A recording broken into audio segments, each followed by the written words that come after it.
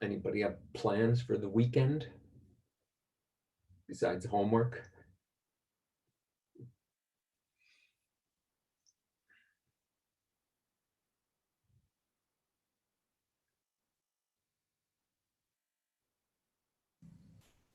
Professor Halloran, I was wondering if you purposefully disabled people's profile pictures. No, I didn't. I know But that a few people have some fun Halloween ones. so is that a setting in Zoom? I'm not sure. I haven't noticed it in any of my other classes. I'll take a look at that later. Okay, thank you. Yeah, now that you mention it, a little bit odd.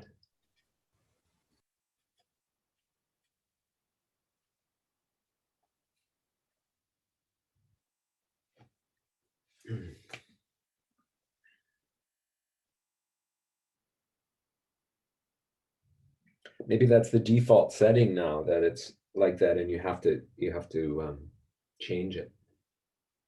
Well, I don't know, because I haven't noticed it in my other two courses this term. I know my picture comes up there, so I don't know. I know in our small groups last class, somebody brought it up, and I was like, oh, good point. I don't know where that is. Okay, well, everybody be ready, because on Monday your profile picture may appear all of a sudden.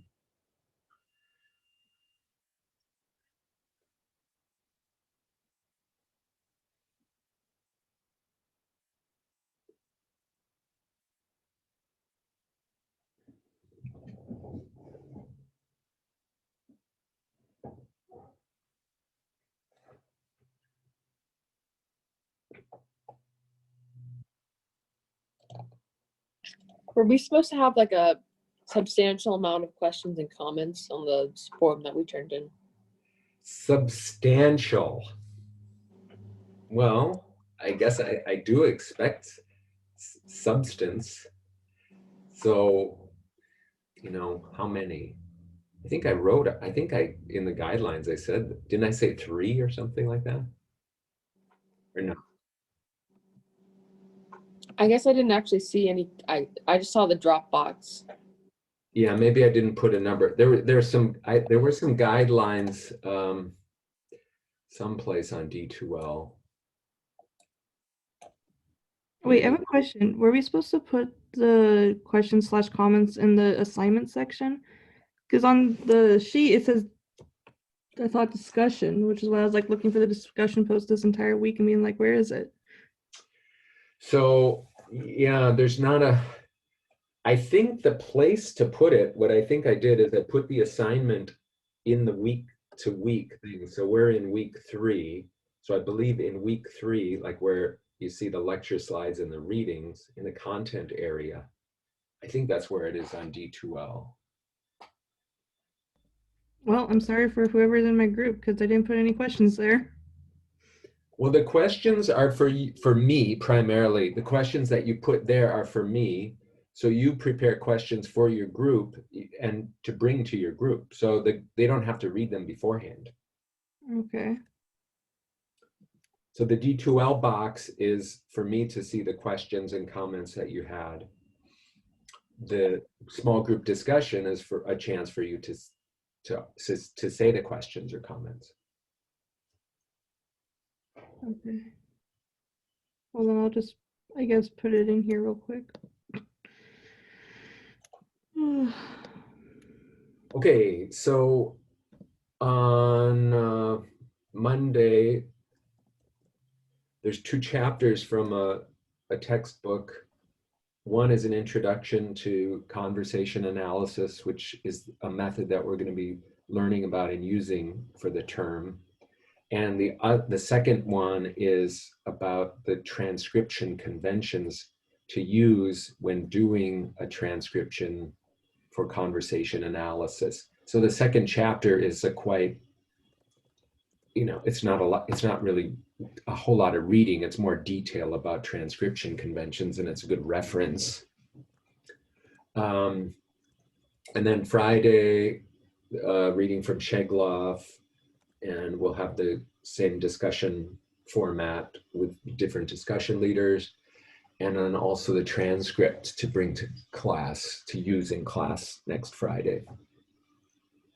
And this was going around in our department about information from Portland State.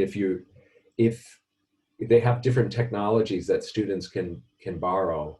So I'm not sure exactly what. I know like laptops and things like that. So if you feel like some technology might help your remote learning and Portland State might have it for students, you should check that out and see what they have available.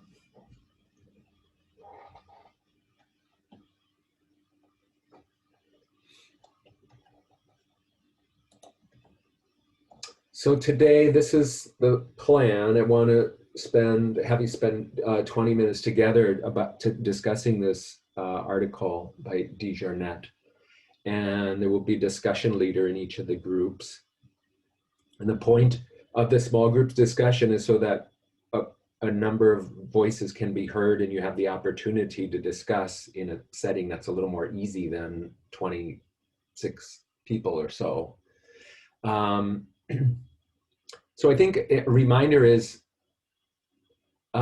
it's important to be able to say, like in linguistics generally, you try to describe first before you evaluate. So just, I think assessing and evaluating is important, but just make sure that like you have an idea of what is this article about, what are they trying to do, and then you can give your assessment about it. So make sure those things go together. And then after the 20-minute discussion, you'll come back, and I'd like each group just to be prepared to share something with the full class. Okay, so it could be a question, it could be a comment, just something to help us kind of get together on the same, to share ideas about the reading together. And then at the end, we'll finish up the analyses on politeness maybe finish them up. We'll continue the analyses of politeness that we did last time. So have you got questions about things, either upcoming things or what we're doing today? With the transcription assignment, does it have to be a conversation that we have? Say more about that. Can we take like an excerpt from like, I don't know, like a podcast or something? What would be the advantage or disadvantage of that? The advantage that I don't see anybody besides at work, and I can't like ask people to record their conversation when I'm like checking them out or something like that. Okay. Yeah. Well, so the advantage being that it's maybe the only realistic way to get some data. Yeah, that's a fair way to say it. Well, send me an email and we can discuss that more. So if you feel like you're in a position where you can't really collect naturalistic data, there are corpora of conversations collected that are available to use. I mean, I have a small selection of conversations to use too. Sure. And that's fine. So a disadvantage with a podcast or some publicly available recorded media that aren't for academic purposes are this possible scripted aspect of it. And then it's difficult to know what it is that you're analyzing sometimes. So, can you say that it wasn't cut up, that it wasn't edited, that people didn't, polish it? Sure. Or did they? If they did, then that's another aspect. So that would be the disadvantage of it. So if you are looking for something and you feel kind of stuck, send me an email and we can, whoever it is, CJ or anybody else, we can work it out and figure out something. Okay. Some of you have already done that, and we've talked about it. And I Yeah. was wondering, so I was able to find I was able to record some data because I live with my partner, but they're like really uncomfortable with being recorded. So probably 10 times throughout the recording, they recognize that the recording is going and they're like, when can we stop? When can we stop? So do you want me to include that in my transcription? Is that okay? I'm just not sure. yeah, it's definitely okay. I mean, that's that's natural in its own way. That's somebody talking about, what did somebody do when they're being recorded and they're kind of aware of being recorded. Okay. Okay. Thank you. Yeah, I mean, it's not the ideal situation if the person really was uncomfortable and didn't want to do it, but people, as we'll see when we start talking about conversation analysis, people have to do those things in some kind of structured, orderly way, even if it's like whatever it is, a complaint or expressing uncomfortableness or Right. Okay.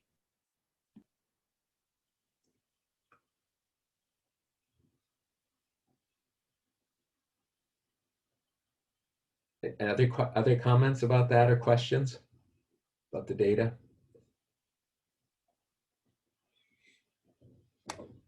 Is there like, because I can record a conversation with someone, but I don't know how long. Like you said, the more data, the more parts that you can choose from. Is that's like, I guess I need more of a concrete kind of like broadness. Well, it's always difficult when you're in the position of recording somebody else. So it's hard, if it's 20 minutes long and the person is like, I've had enough of this, it's really hard to, if they're, if you want to maintain a relationship with somebody, you don't want to keep pushing them like, oh yeah, let's keep going. Come on, I need 20 minutes more. So that's all I can say about that is if it's in a situation where it's being recorded and it's really more about that people are together and they're talking and they're doing something and the recording is incidental, sometimes it goes on for an hour or 2 hours because people are occupied with something else. And then there's a wider range of material to select from. But people have made do with shorter interactions, So I can't, 5 minutes, you're not going to get a lot to choose from. 20 minutes, half an hour, there's, quite a bit of data there to mine, I would say. But then again, if it goes on for a couple hours, then if it turns out you pick out one interesting little sequential phenomenon and you have 2 hours worth of data to look through or listen through and see if it happens again, it's easier to make an argument that way. But it's not impossible if you have a smaller amount of data. So if we're able to get the 20 minutes of the conversation, do you want us to transfer the entire 20 minutes or whatever we find interesting to have it as a transcript?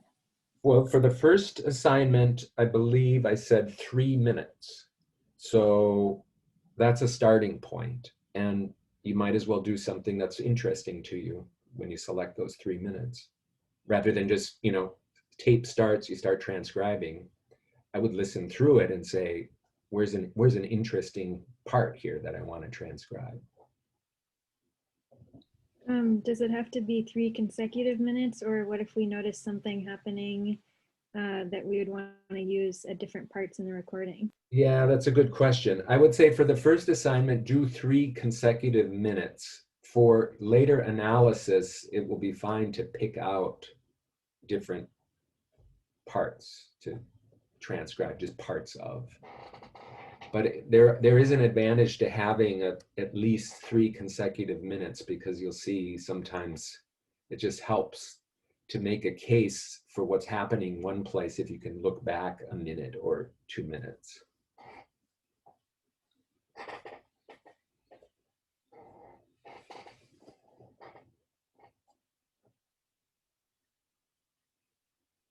Okay. All right. So good questions. Let me divide you up into groups. So we'll have 3 groups and I'll have to assign you. So Rebecca, Carrie, and Mac, right? You're the 3 discussion leaders? Yes. Great.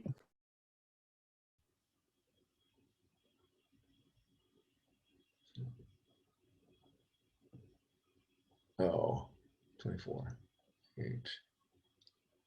See, 24 divided by 3, that's 8. Okay. Okay.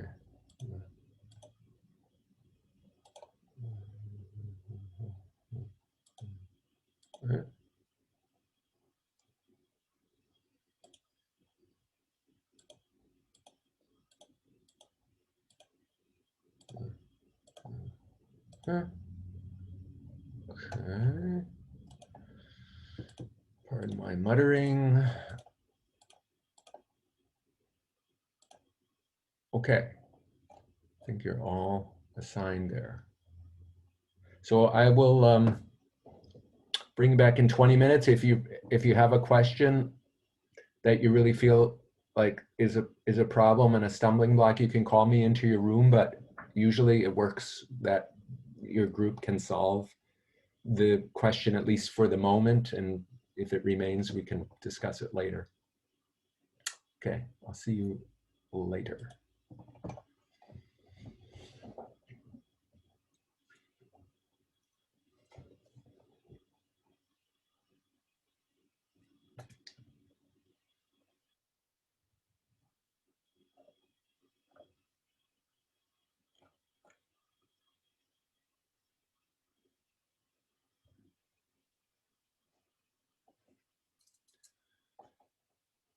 Carrie,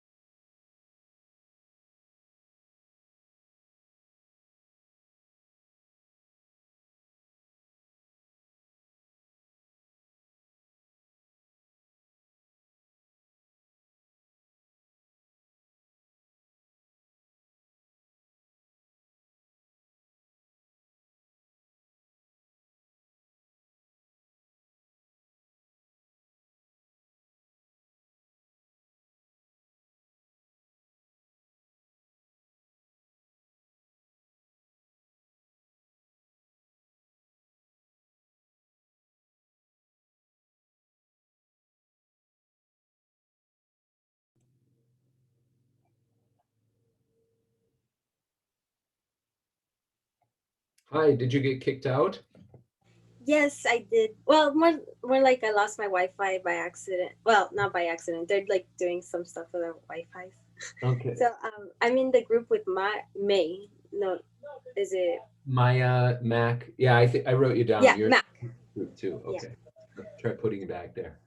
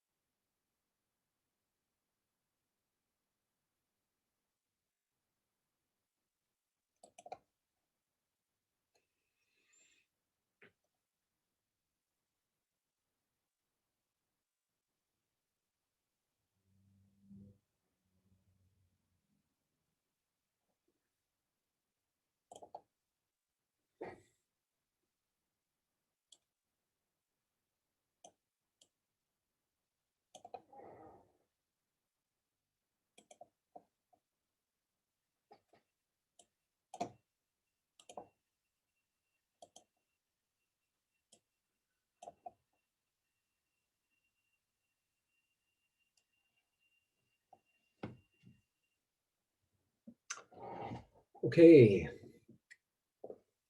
So, who wants to go first?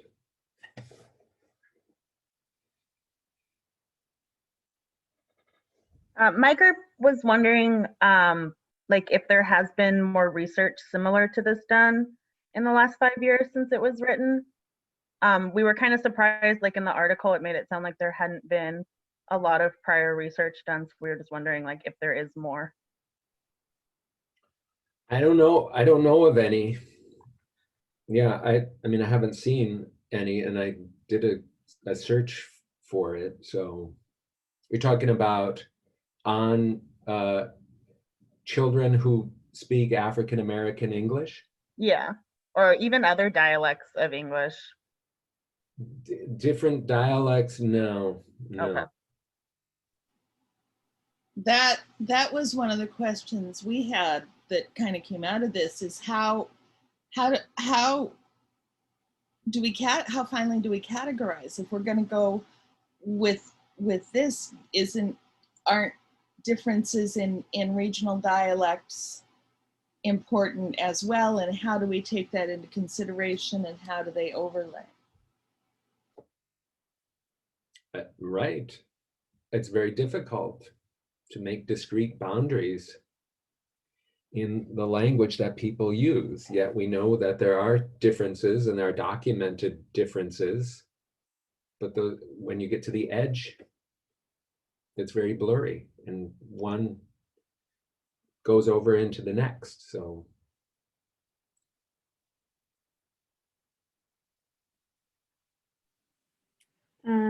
well, we talked about a few different things. So one of them was we were a little bit surprised. So the author used the word supplement to describe the role that an emic approach should have in the conclusion. And so I think some of us had gotten the idea from the article that the authors were arguing for a primarily emic approach. And so we were we talked a little bit about what would be the ideal research design for this kind of study, what combination of emic and etic approaches. mm-hmm. And then we also talked about how, and Carrie, you mentioned this, that this doesn't account for all the differences between the dialectical differences between or among AAE and GAE Englishes. So only one of the studies, the Stockman 2008, had a regional variable, and they found that it did have an effect. And so that suggests that this is kind of an important thing, and you can't just view GAE and AAE as these monoliths.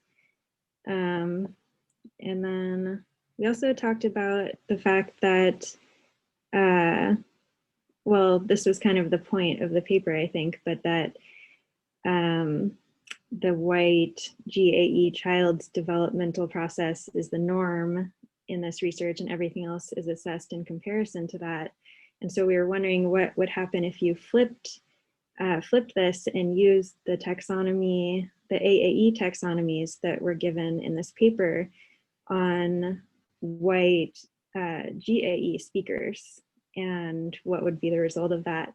And also that we were interested in what would happen if you applied, I guess, either of these taxonomies to world Englishes, and how African or Asian or English from other countries would fit into this.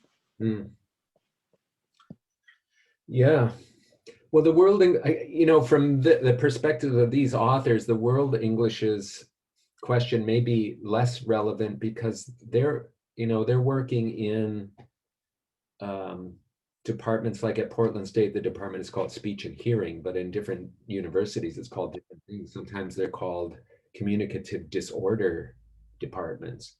And so their task and what they're interested in, or people who do that kind of work, it's a clinical setting, so they're interested in development, child development.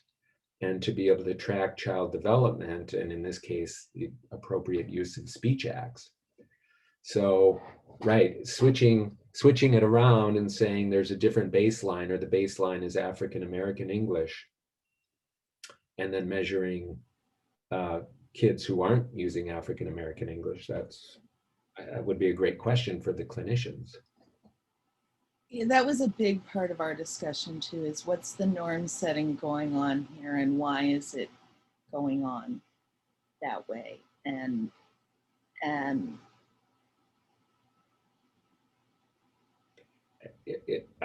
yeah, it's simply because of history and a lack of questioning this, and and that's what we came up with, and a lack of knowledge of linguistics generally. So I don't think it's, people in my department say all the time, I wish more people studied linguistics. And when you run into research like this, I mean, in the perspective of research, 5 years old isn't really that old. And as I said, there isn't, I mean, I haven't come across other studies after this that have done systematic research in that area. I may have missed something, but so it just shows that there's a long road and there's a lot of work for linguists to do to educate people about how language works. And this idea of a norm, it's a power issue. What is the norm? It's a history issue and a power issue. There was in the 1960s in the United Kingdom, there was a linguist named Basil Bernstein who was interested in this very question about non-standard varieties of English used in schools. And the reason he studied it is because he thought that probably students who were speaking varieties of English in the UK who weren't speaking the standard variety were likely not learning as well, because everything in the school was the standard variety, but everything at home for the kids was not the standard variety. And that, that just didn't get picked up a whole lot. I mean, linguists know about it, but it didn't have a real big impact on the school system in the United States anyway.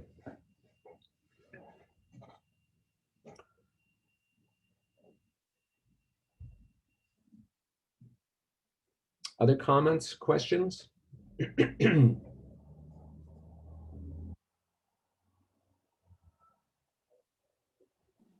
Well, I know that it's called African American English because it's mainly spoken by African American people, but like I obviously don't speak it, so I guess I'm confused why it's classified like that and not just as like come up with a name for the dialect like most people do. Like when people have like a southern accent, you say it's a southern dialect. Mm-hmm. But when people speak a certain way that African American people wherever do, they call it an African American English. So I'm a little confused about that. Well, it's that, so, each person can speak a number of different varieties. And this variety was named because of research in the United States starting in the 1960s. And you can talk about language varieties in terms of register, first of all, which you would say is like a context appropriate variety. You can talk about regional varieties like they did in the paper, Southern or Northern, etc. And you can talk about ethnic and cultural varieties. And African American English used to be called African American Vernacular English, and now sometimes just called African English, is an ethnic / cultural variety of the language. And this is what one of the earlier comments is, how do you decide who's speaking what?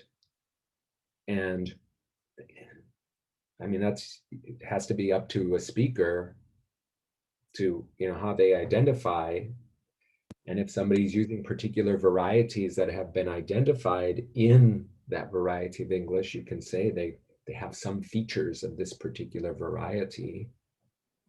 mean, my own regional variety is heard by some people around here, but it's changed quite a bit since I moved to Oregon, so people don't recognize it as much as they used to. So can I say I'm still a speaker of, you know, upper Midwest US English? I don't know, but I used to be anyway, because that's where I grew up and that's what people commented on when I wasn't in that area. I guess my biggest thing is just like, I mean, especially living as an African American in Oregon, I often got the like, you're not black enough because you don't speak that way. And so it creates like a lot of in and out group kind of thing. And it's like, if you don't speak that variety, then you're not African American. Mm-hmm. I guess I just think that like maybe as things are changing, the name should also evolve as well. John, does this relate at all to different dialects in Arabic and how they are sometimes, I mean, like Scottish English and American English, and different speakers might or might not be able to understand each other, and how dialects evolve? Yeah, every language has variation, and I use variety synonymously with dialect. So a lot of people would say what I'm speaking right now is the so-called standard academic variety of the English language, or of American English language. So it's a variety, and every language has varieties. And you would have the same thing in British English, right? You have received pronunciation and you have all these different dialects. I mean, depending how finely you parse it, you have as many, Sure. you know, As many as you want. So infinite variety of. So they're just parsing it a certain way. I mean, sometimes it's easy when you do surveys of people's language use. You can see very clear distinctions between just different words that they use for the same thing, and that's pretty concrete and it's pretty easy to see. But when it gets down to talking about sound and vowels that people use, then it's really tricky. You have to measure things. And I mean, I have a student in my introduction to linguistics class right now who we were transcribing words, and we were transcribing the word leg, and you know, I transcribed it the way I thought most people in the United States say leg, and she said, I don't say it that way. She said, I say leg. I said, okay, it sounds like you're from the upper Midwest. And she said, no, I'm not. I'm from Oregon. My parents are from Oregon. And she said, you know, she said, so yeah, that's completely surprising to me. But so there's individual variation within particular individuals have their own idiosyncrasies. Well, you can say every person has an idiolect, because every person has a different vocal apparatus, so they will sound different than the next person. Unless the next person's an identical twin, then you're likely to sound very similar.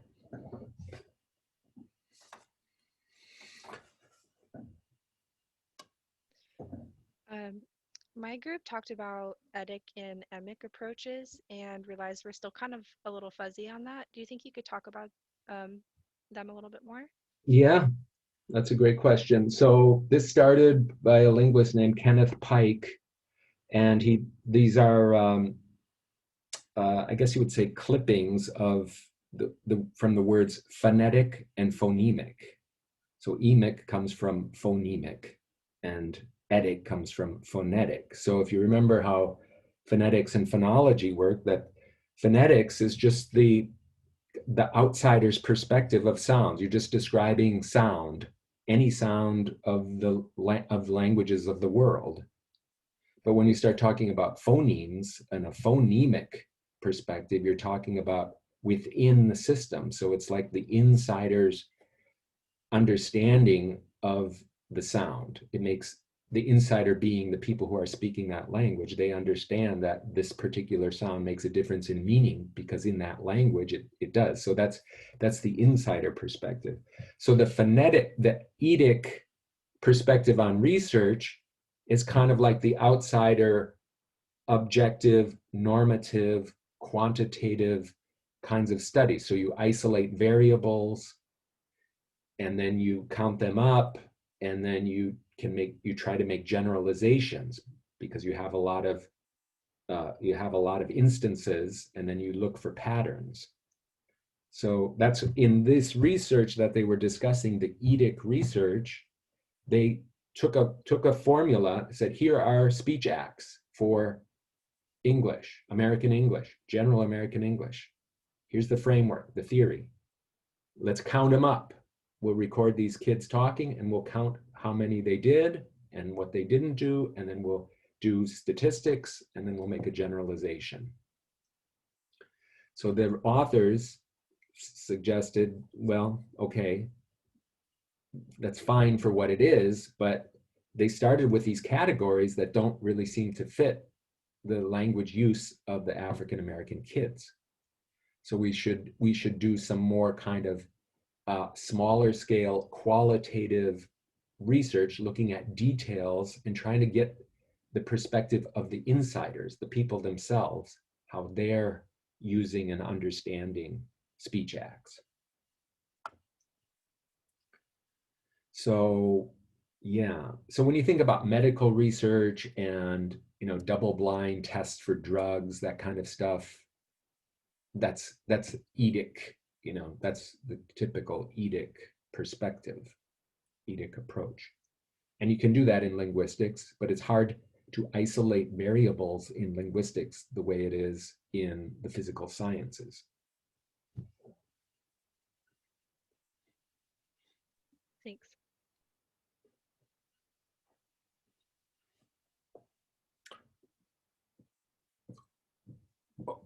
Okay, one more comment or question, or should we go to the data that we were looking at yesterday or Wednesday?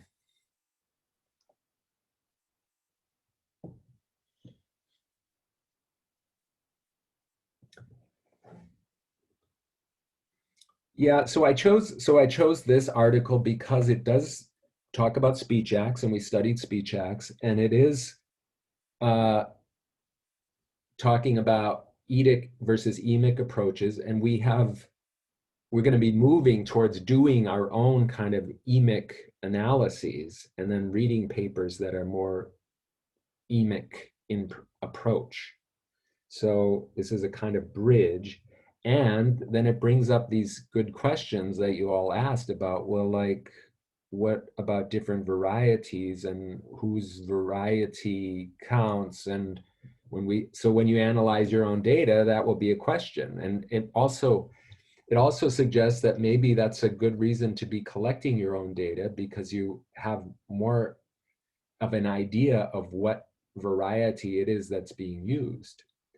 So we'll see when we start reading the conversation analysis research that there isn't really ever any discussion about what variety of language people are speaking.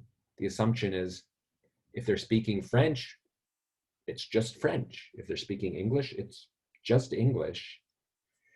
And the question is, how generalizable can speakers of English be to all English, or speakers of French be to all French, or speakers of Japanese be to all Japanese? And that's still an open question. And to try to do research and make generalizations about language, if people are using different varieties or a kind of merged varieties, it's hard to say anything real concrete or universal about language that when you think about it that way. Okay, now I want to just, if you have the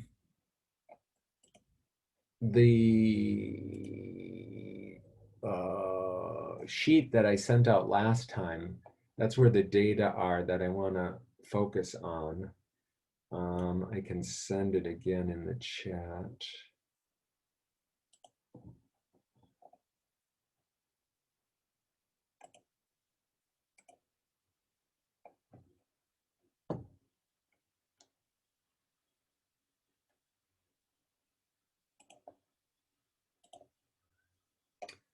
So that's the one. And then I think you had some time. Do you see my screen now? Okay, so I think you had some time last time to look at this one, the au pair data. And then we were wondering about different politeness strategies in the au pair data. I know for one group, the context was not real clear and it was hard to tell what they were getting at here, but this, so, oh yeah, we did talk a little bit about this last time. So here it seems like that Julie is giving the mother an option for what the mother can do. Does the mother need to stay here, or can the mother go and do her own thing? So Julie is claiming she can be there, take care of things, even though she is preparing to go on a trip, to go back to her own home for a while. So she's that kind of, you know, in terms of politeness strategy, it's addressing the need for autonomy for the mother.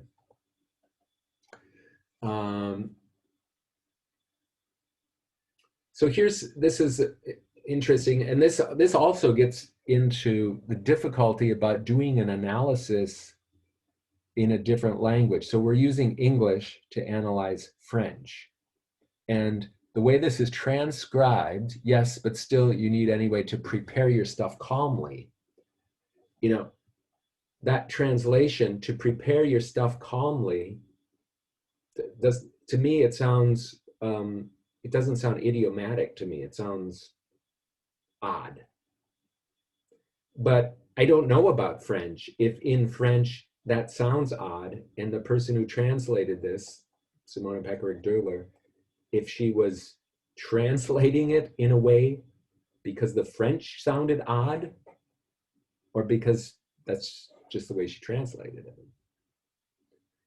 Regardless, it seems it's some kind of a directive. You need to do this, you know, which is, you know, fairly direct.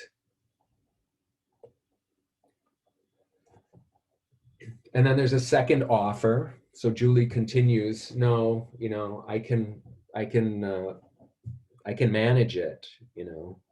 So this often happens when people are, you know, negotiating these kinds of things. So politeness strategies, they usually don't just work in one turn. There's a whole sequence that happens. So issues are being addressed through the entire 49 lines here.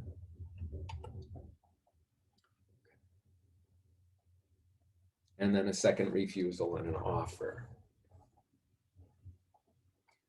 So that's, you know, I want to start thinking about this at like, okay, we use the theoretical framework to describe kinds of actions, speech acts, and then politeness strategies that were used in language.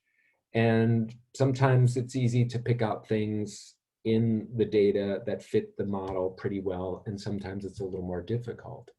Now, what we're going to start to be doing next is moving away from a theoretical frame and trying to use the frame to get all of the data in, and just use those theoretical frames as ideas or guides to get into the data, and then to try to be able to describe what kinds of actions people are doing, but base that on how the other people in the interaction are interpreting those actions of the different speakers. So rather than relying just on a theory to code the data, we're going to try to uncover the participants' perspective, kind of like the perlocutionary aspect of it.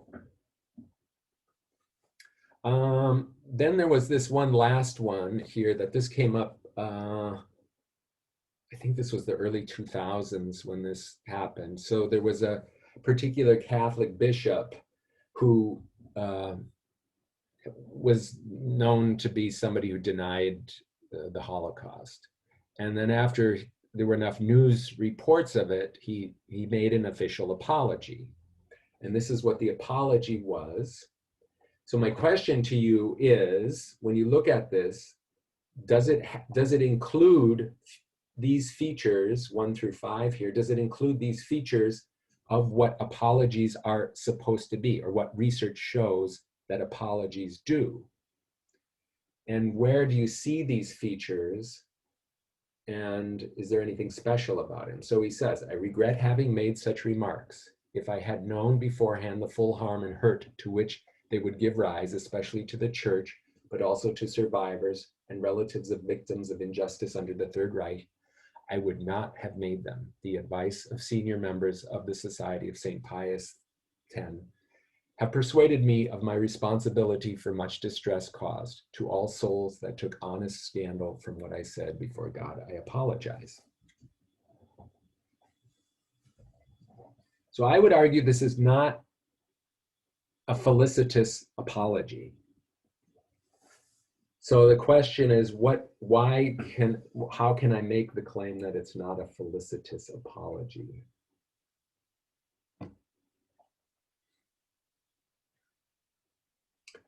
Is there an illocutionary force indicating device for apology?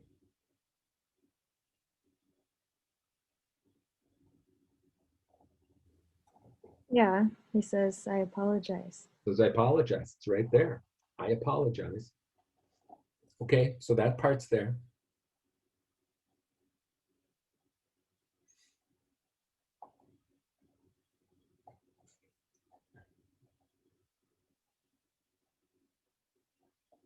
Does he make a promise that this will not occur again?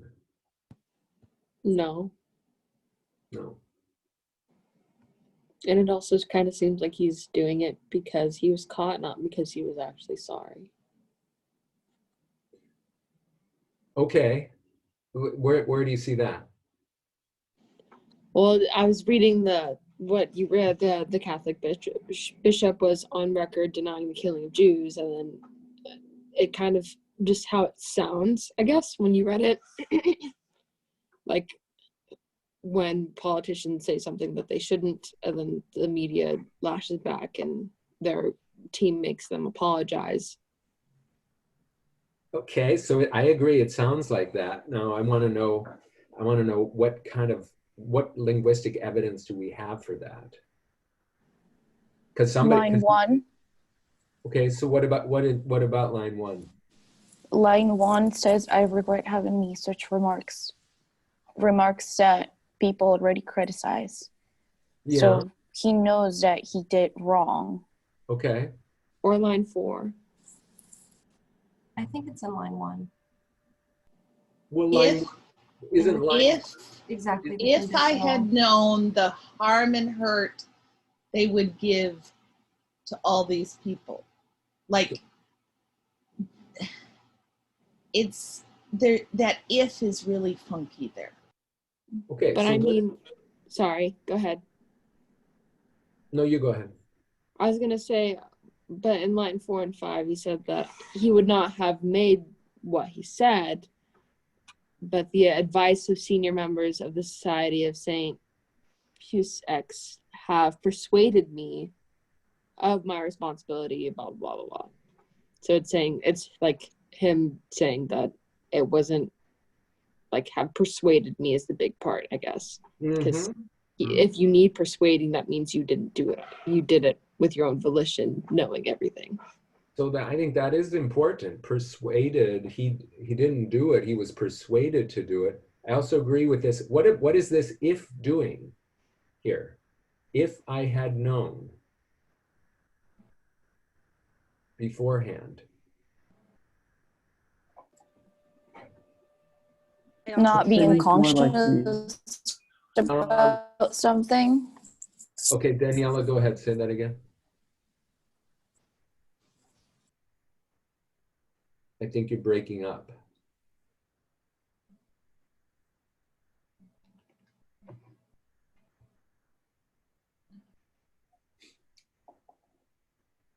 Well, what do you call this structure? If I had known. A conditional. So conditional. So there's some conditions there. So he's saying what he laments is the conditions of the fallout of his comments, not the comments themselves. Say that again. I didn't hear the first one. He's saying that if he had known about the fallout that his comments caused, then he wouldn't have made the comments. Not that he regrets the comments themselves. If I had known. If I had known about the harm and the hurt, I wouldn't have done it. Even if I still believe that, you know, that he doesn't say anything about the thought behind it. Yeah. Yeah, my two problems with it are, one, that especially to the church is the issue, and like the survivors are lower in the harm caused, and then also people who took scandal, like it's something that not everyone would do. So like I apologize to the people that mistook what I said, basically. Yeah, right. So there's definitely a question of sincerity here. Yeah, go ahead, Shayara. One thing that I also noticed was like in line 5, the term persuaded me. For me, persuasion is more like someone like convinced me, because otherwise I would not have done this. Yeah. I feel like that's a wrong choice of word there. Well, if you're making an apology where when you make an apology, you are committing yourself to addressing an error that you made, and that was your, you know, some harm that you caused. So I agree. I don't think persuasion should be part of it. And this does sound like a typical politician apology. And I think this conditional clause is a standard part of an apology often by politicians, which just doesn't come off, at least to a linguist, quite like a sincere apology because of that condition. If, you know, if I caused any harm, I apologize. Well, that's the whole point, is that you caused harm. So why say if? It's like saying allegedly I did this. Yeah. Also, the whole time he kind of like he's never directly saying I was really wrong by saying that Jews were not killed in World War II. Like he says to victims of the injustice on the Third Reich, but he's not saying, you know, with such an egregious false claim, you would think you would be really active to repair that, and to correct that, because you have big influence to people who might still think that way. Yeah. Yeah. So a lot of key pieces missing there. Yeah. Well, good. Good analysis. See, now you have the tools to pick apart unsincere apologies in the media. All right, it's time to go. So have a great weekend, and I'll see you Monday. And if you have questions or things you want to talk about, I will hang around here for a while. Thank you. Thank you very much. Have a good Thanks. weekend. Thank you. Thank you. Bye. Do you have a moment? Yeah. Professor? Can I ask a quick question, Daniela? Yeah, that's John, fine. do you have anybody scheduled in office hours just No. now coming up? No. Okay, I'll pop in then. I just wanted to make sure I wasn't sitting there waiting. Yeah, you Be wanna third come? in line. Okay, yeah, just come right at 11:30. Okay, cool. See you later, Danielle. Bye. Bye. I just have a comment about the article that you gave us. Yeah. It reminded me of this lady I learned about through a podcast, and I share it with Mac. I don't know if you know her, but I can share it again, and you can share it with the class if you want. She does studies about African American language. Oh, yeah? Yeah, that's what she does. She does rappers, which is, you know, the lyrics, the music, but she also analyzed Obama's speeches. Okay. So yeah, she has a lot of good information, and she sounds nice. Well, you should have shared that during the class so everybody could see it. I'll put this on. Yeah, I will share this. Okay, I'm sorry. It's just, I don't know. That's all right. But yeah, she's really, really new. I think all of her studies are very, very new. And I wanted to say that next week I will be in the East Coast. And I'm flying on Wednesday all day, all morning. Should I do the work? I don't think I can be connecting from the plane at that time. You just have to do what you can. That's, Okay. Yeah. And you need the transcripts by Friday, correct? Well, Friday, you should have a transcript to use in class. So it's not necessarily about me needing it. It's about you having it so you can use it in class, because we're going to work on it in class. Okay. Do we have to submit that? Yeah, I would like you to submit it too. If there's not a place in D2L, I'll put a place on D2L for it. Okay. And I'll make sure I have that then before I go. Okay. Yeah, that's it. That's all. Thank you so much. All right. Have a good weekend. Bye.